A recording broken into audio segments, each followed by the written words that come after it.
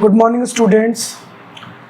तो आज हम लोग प्रोविडेंट फंड के बारे में पढ़ेंगे। एक्चुअली टैक्स में थ्योरेटिकल पोर्शन में बहुत इंपॉर्टेंट क्वेश्चन आता है अक्सर कि right short notes on provident fund या प्रोविडेंट फंड के बारे में आप बताइए, अक्सर क्वेश्चन आता है। तो देखिए थोड़ा बहुत तो हम लोग सैलरी में ऑलरेडी पढ़ चुके होते हैं, बस इस चीज़ों को समझना है। तो सबसे पहला सवाल और सबसे पहली बात कि एग्जाम में हम क्या लिखेंगे, तो आप सबसे पहले बताना कि प्रोविडेंट फंड क्या है। तो प्रोविडेंट फंड का कॉन्सेप्ट क्यों आया? सबसे पहली बात, एक्चुअली ये एज अ सोशल सिक्योरिटी बनाया गया है एम्प्लॉयज के लिए।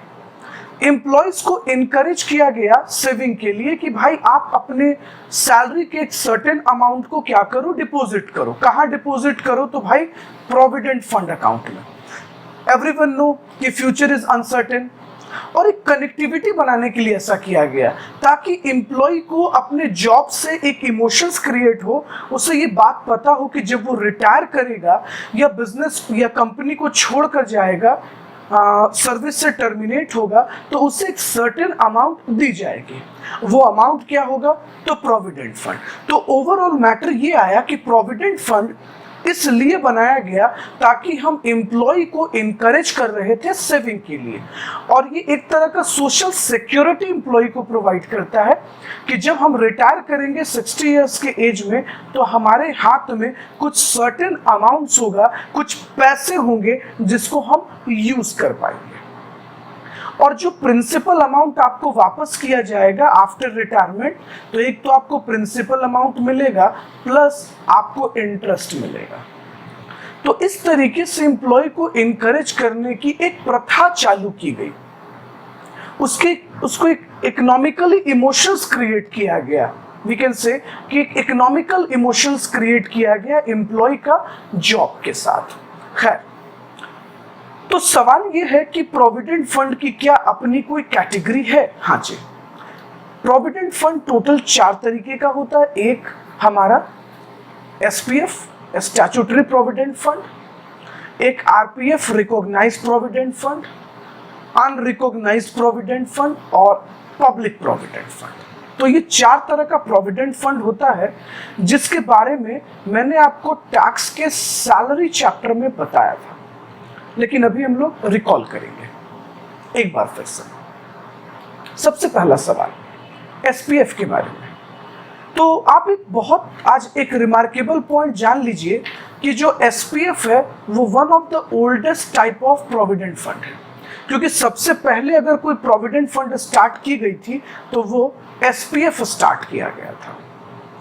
अच्छा, it was started in year 1925 through provident fund act 1925। सबसे पहले प्रोविडेंट फंड एक्ट 1925 पास किया गया, उसके बाद ये प्रोविडेंट फंड की स्कीम स्टार्ट की गई।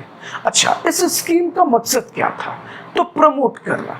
किस चीज को प्रमोट करना? तो promoting the saving among the government employees. Government employees के बीच सेविंग को प्रमोट करने की एक प्रथा चालू की गई। तो सवाल ये है कि इस प्रोविडेंट फंड को मेंटेन कौन कौन करता था? आपके सामने स्क्रीन पर है, देखिए जरा। Maintain by government, semi government departments जैसे railway, reserve bank, colleges, universities, local body, insurance company, ये सब उस जमाने में मेंटेन किया करते थे। तो अब सवाल ये है कि जब एसपीएफ अकाउंट खुलता था तो क्या होती थी? जैसे फॉर एग्जांपल आपकी जॉब लगी, तो आपके एम्प्लॉयर और आप दोनों मिलकर उस पीएफ अकाउंट में, एसपीएफ अकाउंट में अपना कंट्रीब्यूशन देते थे। तो सर उस कंट्रीब्यूशन का ट्रीटमेंट कैसे होता था वो मैं आपको समझाता हूं। आ जाओ, स्क्रीन पर देखिएगा थोड़ा सा।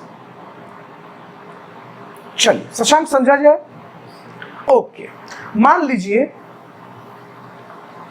एक एम्प्लॉय है जिसकी ज्वाइनिंग हुई। अच्छा, ये बात हम कब कर रहे हैं? मान लीजिए ये बात हम 1925 की कर रहे हैं। स्टिल ये तो चलता है अभी भी, लेकिन समझाने के लिए कह रहे हैं। तो जाहिर सी बात है, जब आपका जॉब लगा और आप अपना एसपीएफ अकाउंट ओपन करोगे, तो इसमें दोनों लोग कंट्रीब्यूशन करेगा। जेन्युइन सी बात है ना? कौन कौन? आप और आपका एम्प्लॉयर। तो देखिए मैंने कुछ लिखा है आपके समझने के लिए, एम्प्लॉयर कंट्रीब्यूशन टू एसपीएफ। जब एसपीएफ में एम्प्लॉयर कंट्रीब्यूट करता है तो जाहिर सी बात है कि एम्प्लॉयर आपको पैसा कोई अलग से तो दे नहीं रहा, सैलरी का ही पार्ट है ना वो अमाउंट। तो इनकम टैक्स एक्ट कहता है कि जितना भी पैसा एम्प्लॉयर ने कंट्रीब्यूट किया एसपीएफ अकाउंट में वो सब का सब क्या कर दिया जाएगा, एग्जेम्प्ट। अब सवाल है कि जो तुम कंट्रीब्यूशन करोगे एम्प्लॉयज कंट्रीब्यूशन टू एसपीएफ, क्योंकि दोनों लोग कंट्रीब्यूशन करेंगे ना, उस खाते में एम्प्लॉयर भी पैसा कंट्रीब्यूट करेगा और एम्प्लॉय भी पैसा कंट्रीब्यूट करेगा। तो क्या इसका कोई ट्रीटमेंट होगा? Answer is no, it is not treated in salary. पूछो क्यों? पूछो, मन में आ रहा होगा। अब देखो, जब एम्प्लॉयर एम्प्लॉय को सैलरी देता है, फॉर एग्जांपल आप रिलायंस में जॉब करते हो, रिलायंस आपको सैलरी दी, आप उस सैलरी से पीएफ अकाउंट में कंट्रीब्यूशन किए, तो जब आपका सैलरी ऑलरेडी टैक्सेबल है तो आप उसी पैसे से ना पीएफ में कंट्रीब्यूशन कर रहे हो, तो क्या दोनों को टैक्सेबल किया जाए? क्या ये सही होगा? नो।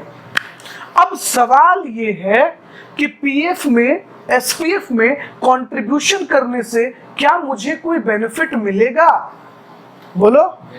यस, बेनिफिट मिलेगा। तो कैसा बेनिफिट मिलेगा सर? कैसा बेनिफिट मिलेगा? मेरे प्यारे स्टूडेंट्स, तुमको डिडक्शन दे दी जाएगी। सेक्शन 80C में इनकम टैक्स तुम्हें डिडक्शन प्रोवाइड कर देगा। Got the point?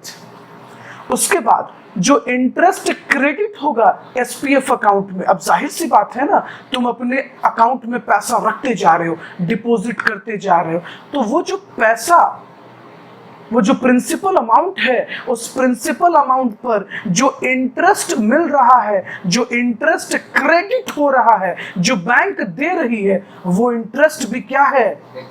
एग्जेम्प्ट। और सबसे खूबसूरत बात कि जब तुम रिटायर करोगे या उस जॉब को स्विच कर कर जाओगे तो तुम्हारे एसपीएफ अकाउंट के सभी पैसे तुमको टर्मिनेशन पर क्या किए जाएंगे? दे दिए जाएंगे। फॉर एग्जाम्पल, जब तुम 60 साल के हो जाते और तुम रिटायर करोगे तो रिटायर करने पर ये एसपीएफ का पैसा अकाउंट से निकाल कर जो तुमको दे दिया जाएगा वो भी क्या हो जाएगा? एग्जेम्प्ट। तो बस इतनी सी बातें तो आपको एग्जाम में एक्सप्लेन करना है। अब बताओ, मैंने कौन सा पहाड़ बता दिया? अब देखो, इसी चीज को पूरे स्टोरी में नरेट किया गया, तो मैंने आपको इसको शॉर्ट में ब्रीफ कर दिया। Have you got it? Yes, sir. समझ में आया? Yes, sir. Very good. क्या आगे चले हम लोग? Yes, sir. आइए, अब हम लोग आते हैं रिकॉग्नाइज प्रोविडेंट फंड अकाउंट। चले, आ जाइए। सर एक बात बताइएगा, रिकॉग्नाइज्ड नाम से ही लग रहा है कि जैसे परमिशन दिया गया, तो इस अकाउंट के रिगार्डिंग परमिशन क्या मिलता है? देखिएगा, Commissioner of Income Tax has given the recognition as required under Income Tax Act. अगर आपको रिकॉग्नाइज प्रोविडेंट फंड अकाउंट को अवेल करना है, कंटिन्यू करना है, तो आपको सबसे पहले सारे टर्म्स और कंडीशंस की एग्रीमेंट और कंफर्मेशन किससे लेना होगा? कमिश्नर से। अच्छा, ज्यादातर इस फंड को कौन मेंटेन करता है? Any idea? इंडस्ट्रियल अंडरटेकिंग और बिजनेस हाउसेस और बैंक इस तरह के अकाउंट को मेंटेन करते हैं, है ना? अब आप सोच रहे होंगे कि सर क्या होगा जब हम पैसा कंट्रीब्यूट करेंगे, कितना टैक्स लगेगा, कितना एग्जेम्प्ट होगा? चलिए आ जाओ, देखो स्क्रीन पर, ये देखो, मैं इसको थोड़ा सा मिनिमाइज करता हूं, आप देखो। अब एक एग्जांपल लेते हैं। मान लो शशांक, तुम्हारी जॉब लगी, ओके? कोई दिक्कत? आपका जॉब लगा, आपने प्रपोजल एम्प्लॉयर ने रखा कि क्या आप आरपीएफ अकाउंट में कंट्रीब्यूशन करना चाहेंगे? आपने कहा हाँ जी। तो जाहिर सी बात है इस खाते में दोनों लोग पैसा कंट्रीब्यूशन करेगा ना, एम्प्लॉयर भी और एम्प्लॉय भी। तो आगे चले। अब देखो रूल क्या कहता है employer contribution to provident fund. तो आपके एम्प्लॉयर जो भी आरपीएफ अकाउंट में कंट्रीब्यूशन करेंगे वो पैसा क्या हो जाएगा, एग्जम्प्ट हो जाएगा। क्या हो जाएगा, एग्जम्प्ट। लेकिन एक शर्त है, कितना परसेंट एग्जम्प्ट हो जाएगा, 12%। किसका, सैलरी का 12%। किसका शशांक, सैलरी का 12%। लेकिन आपके मन में क्वेश्चन चल रहा होगा, what here salary means. Salary का मतलब मैं क्या समझूं, 3 चीज, बेसिक, डियरनेस पे, कमीशन ऑन टर्म। इस तीनों अमाउंट को जोड़ दो और इसका जो 12% आएगा, आप जरा समझने की कोशिश करो। ये जो आप तीनों को जोड़ दोगे, ये जो भी अमाउंट आएगा इसका आप कितना निकालोगे, 12%। इतना तक एग्जम्प्ट है। अगर आपका एम्प्लॉयर 12% से ज्यादा कंट्रीब्यूशन करता है वो क्या हो जाएगा, टैक्सेबल। कोई दिक्कत, आगे चले, चलो अब ध्यान से समझते हैं। अब जाहिर सी बात है, जब आपने आरपीएफ अकाउंट में पैसा रखा है तो इंटरेस्ट भी तो मिलेगा। इंटरेस्ट कितना तक एग्जम्प्ट है, 9.5। अगर आपके खाते में इंटरेस्ट क्रेडिट किया गया है तो उस इंटरेस्ट का सिर्फ कितना परसेंट एग्जम्प्ट होगा, 9.5। अगर आपको 10% मिला तब शशांक, तो कितना टैक्सेबल, 0.5%। अगर आपको 12% मिला इंटरेस्ट तो कितना टैक्सेबल, 2.5। 2.5 कि 3.5, हाँ 2.5। तो कहने का मतलब कि 9.5% से जितना भी ज्यादा इंटरेस्ट होगा वो क्या कर दिया जाएगा, टैक्सेबल। और 9.5% तक एग्जम्प्ट। आगे चले, अच्छा अब आते हैं, जब तुम आरपीएफ अकाउंट में कंट्रीब्यूशन करोगे तो उसका क्या होगा, no treatment in salary. Salary में उसका कोई ट्रीटमेंट नहीं होगा। उसका सैलरी में हम कोई ट्रीटमेंट नहीं करेंगे, लेकिन उसके बदले आपको क्या दे दिया जाएगा, डिडक्शन। किस सेक्शन में, शाबाश। आप जो भी पैसा कंट्रीब्यूशन करोगे, आपके कंट्रीब्यूशन के एवज में 80C में आपको क्या दे दिया जाएगा, डिडक्शन। क्या मैं आगे चलूं, जाहिर सी बात है, एक दिन आप बूढ़े हो जाओगे खांसते खांसते, है ना। कितने साल के हो जाओगे, 80। डायरेक्ट 80 थोड़े हो गए, पहले 60 हो जाओगे। अच्छा, हमारी जो गर्ल्स स्टूडेंट है वो बुढ़िया हो जाएगी और जो बॉय स्टूडेंट है वो बूढ़े हो जाएंगे। तो सवाल ये है कि जब तुम लोग बूढ़े हो जाओगे और तुम लोग का दांत बाहर आ जाएगा एकदम से, ऐसे पोपले हो जाओगे, तो रिटायर कर जाओगे। तो रिटायर करोगे तो तुमको क्या मिलेगा, एक बड़ा सा लमसम अमाउंट। अरे इसी अमाउंट का तो इज्जत करेगा तुम्हारा घर वाला, नहीं तुम्हारे बाल बच्चे, तुम्हारे पोता पोती, नाती नतनी, इसी पैसा को तो इज्जत करेगा, तुम्हारा थोड़े करेगा। तुम्हारी वाइफ भी इसी का रिस्पेक्ट करेगी कि चलो बूढ़ा रिटायर कर रहा है, अब क्या मिलेगा, इनकम, पैसा। क्या मिलेगा, पैसा। छोटा मोटा पैसा नहीं, बड़ा अमाउंट, लमसम अमाउंट। तो इनकम टैक्स क्या कहता है कि चलो भाई, तो ये रिटायरमेंट पे जो पैसा मिला है तो इसके सुख पर क्या नमक डालें, तो इस पैसे को क्या कर दिया है, एग्जम्प्ट। कोई दिक्कत, आप लोग के साथ भी यही होगा बच्चों एक दिन। चलिए आगे चलते हैं। अब सवाल है, sir what about unrecognised provident fund, ये भी बता दीजिए। आइए समझते हैं इसमें क्या बड़ी बात है। सर ये अनरिकॉग्नाइज्ड क्यों है, क्या कमिश्नर ऑफ इनकम टैक्स इसको अप्रूवल नहीं देते, मतलब ये अनरिकॉग्नाइज्ड नहीं रहता? नहीं। अच्छा सर, क्या इस फंड में सिर्फ एम्प्लॉयर ही कंट्रीब्यूट कर सकता है? नहीं, दोनों। जैसे अभी तक हम एसपीएफ में कंट्रीब्यूशन करते आया एम्प्लॉयर, और आरपीएफ में उसी तरीके से यूआरपीएफ में भी। आगे चले। अब सवाल ये है, सर क्या इसका कोई बेनिफिट होगा? सर जब पैसे मिलेंगे तो इसका ट्रीटमेंट कैसे होगा? आइए इस पूरे कहानी को हम शॉर्ट में आपको एक डायग्राम से समझा देते हैं। अब देखिए, जब आपके एम्प्लॉयर इस अकाउंट में कंट्रीब्यूशन करेंगे, मतलब आप टाटा में जॉब कर रहे हो तो टाटा ने कंट्रीब्यूशन दिया, आप रिलायंस में जॉब कर रहे हो, रिलायंस ने कंट्रीब्यूशन दिया, ये सारे पैसे क्या कर दिए जाएंगे? एग्जेम्प्ट कर दिए जाएंगे। और जो आपका कंट्रीब्यूशन है, क्या वो सैलरी में ट्रीट होगा? हर साल की भांति इस साल भी नो ट्रीटमेंट। हम एसपीएफ में बताए ना आपको नो ट्रीटमेंट, आरपीएफ में बताए ना आपको नो ट्रीटमेंट, वैसे यहां भी नो ट्रीटमेंट। सवाल ये है कि सर फायदा क्या होगा? अरे क्यों करेंगे सर, हम लोग पागल हैं क्या?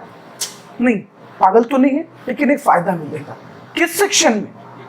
एटीसी में। क्या मिल जाएगा? डिडक्शन। देखो थोड़ा ध्यान से, क्या मिलेगा? डिडक्शन। शाबाश। अच्छा, सॉरी, हाँ, इस पर डिडक्शन नहीं मिलेगा, no deduction given under section 80C। अच्छा, अब जाहिर सी बात है कि तुम रिटायर तो करोगे, 60 साल के होगे, है ना? तो रिटायर करोगे तो क्या मिलेगा तुमको? अब तक जमा किया हुआ पूरा पैसा। अच्छा, उस पैसों में दो लोगों का कंट्रीब्यूशन है, एम्प्लॉयर का भी, एम्प्लॉय का भी। आ जाओ ध्यान से समझते हैं। एम्प्लॉयज ओन कंट्रीब्यूशन, जो तुम्हारा अभी तक का कंट्रीब्यूशन है। एग्जाम्पल, तुम 21 साल जॉब किए, तुम 30 साल जॉब किए, तुम 35 साल नौकरी किए, तुम 21 साल जॉब किए, तुमने 32 साल नौकरी किया, तो इतने सालों में जो तुमने कंट्रीब्यूशन दिया, एम्प्लॉयज ओन कंट्रीब्यूशन, वो क्या हो जाएगा? एग्जेम्प्ट। और अब तक जितना इंटरेस्ट बना तुम्हारे कंट्रीब्यूशन पर, एम्प्लॉय के कंट्रीब्यूशन पर, वो कहां टैक्सेबल हो गया? Very good. और एम्प्लॉयर कंट्रीब्यूशन और इंटरेस्ट कहां टैक्सेबल होगा? सैलरी। आ जाओ, एक एग्जांपल से मैं आपको समझाता हूं, जरा समझ कर देखना। एग्जांपल, तुम रिटायर किए, ठीक है, चलो, यूआरपीएफ से टोटल तुमको कितना पैसा दे दिया गया निकालकर? 3 लाख रुपीस। इसमें से 50% एम्प्लॉयर का और 50% तुम्हारा है, ठीक है? ध्यान से समझते जाइएगा मेरी बात को। तो 1,50,000 ये आपके एम्प्लॉयर का कंट्रीब्यूशन हो गया, और ये 1,50,000 आपका कंट्रीब्यूशन हो गया। इस 1,50,000 में सुनिएगा मेरी बात को, मतलब सपोज एक एग्जांपल के रूप में 1,40,000 प्रिंसिपल अमाउंट है और 10,000 इंटरेस्ट।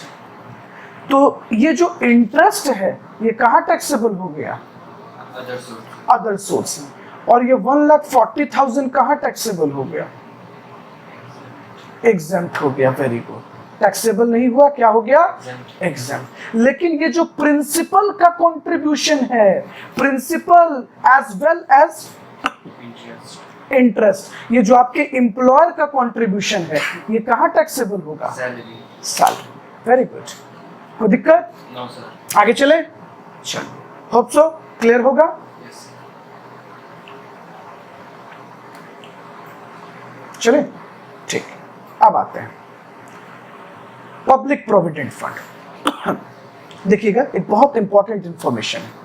सर क्या ये पीपीएफ सैलरीड एम्प्लॉय के लिए होता है? नहीं, जो लोग जॉब नहीं कर रहे होते हैं उनके लिए होता है, ठीक है? नॉन सैलरीड एम्प्लॉयज होगा। Okay. On July 1st 1968 new fund known as public provident fund was started. किनके लिए? Self employed. अब मान लो जो लोग अपना खुद का जॉब कर रहा है उसको भी तो सोशल सिक्योरिटी चाहिए। एक शॉपकीपर है, राशन का दुकान है, दवाई का दुकान है, कपड़े का दुकान है, प्राइवेट टीचर्स हैं, मेरे जैसा आदमी है अगर कोई, तो उसको नहीं चाहिए social security? Yes, sir. Very good, चाहिए। तो वो क्या करेगा? Provident fund. हाँ, जैसे देखो सेल्फ एम्प्लॉयड लोग, doctors, private doctors, lawyers, accountant, actors, traders, ये सब इस अकाउंट को क्या करते हैं? मेंटेन करते हैं। आ जाओ,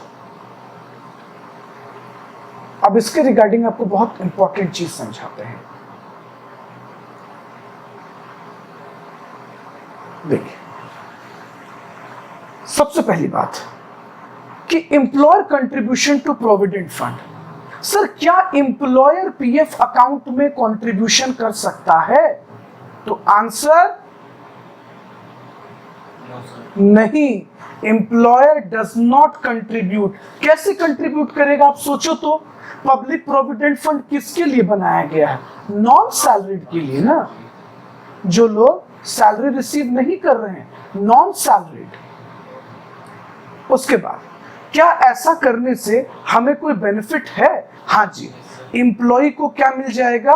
सेक्शन 80C में क्या मिलेगा? Deduction. Very good, deduction.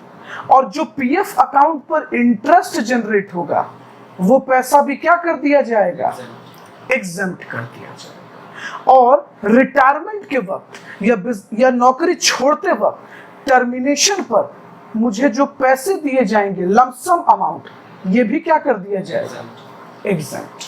पक्का? Yes, sir. बोलो, यहां तक कोई दिक्कत लगा आपको? No, sir. है ना? क्लियर है? चलिए, तो क्या इस पे आप नोट्स लिख सकते हैं? Yes, sir. ओके, चलिए, थैंक यू एवरीवन।